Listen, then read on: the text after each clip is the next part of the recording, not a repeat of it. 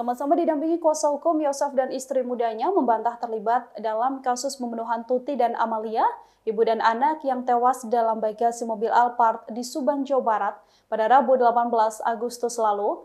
Melalui kuasa hukumnya, keduanya lantas membeberkan aktivitas apa yang mereka lakukan di malam tewasnya kedua korban.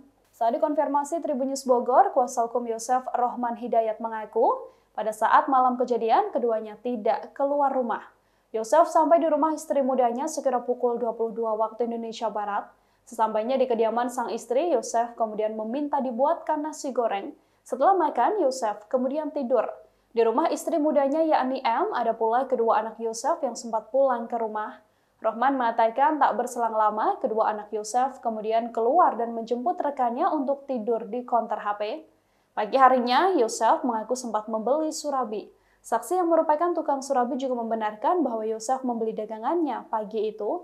Kemudian pagi harinya, sekitar pukul 6.58 waktu Indonesia Barat, ia berjanjian main golf dengan seorang rekannya. Yosef pun pulang ke rumah untuk mengambil stick golf tersebut.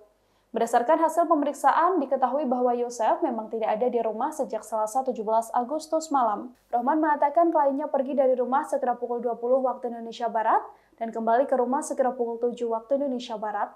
Rohman mengatakan pada Selasa 17 Agustus 2021 malam, kliennya pamit pada korban Amalia hendak pergi ke rumah istri mudanya. Yosef kemudian meminta uang senilai Rp20.000 pada Amalia untuk ongkos bensin sepeda motor. Pasalnya, Yosef mengaku tak bisa mengendarai mobil. Setibanya di rumah lokasi kejadian, Yosef menaruh curiga karena melihat kondisi rumah berantakan. Ia juga melihat bercak darah hingga memutuskan untuk lapor polisi.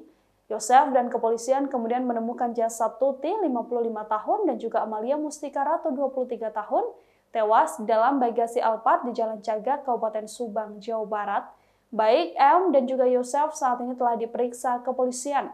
Yosef setidaknya sudah menjalani pemeriksaan sebanyak 3 kali, sementara M menjalani pemeriksaan pada Senin 23 Agustus 2021 selama 8 jam lamanya.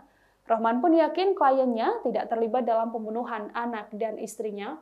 Kabid Humas Polda Jawa Barat Kombes RD Ajaniago mengungkapkan pihaknya perlu kehati-hatian dalam mengungkap kasus ini. Saat ini setidaknya 20 saksi telah diperiksa. Pihak kepolisian meminta doa agar kasus ini segera terungkap.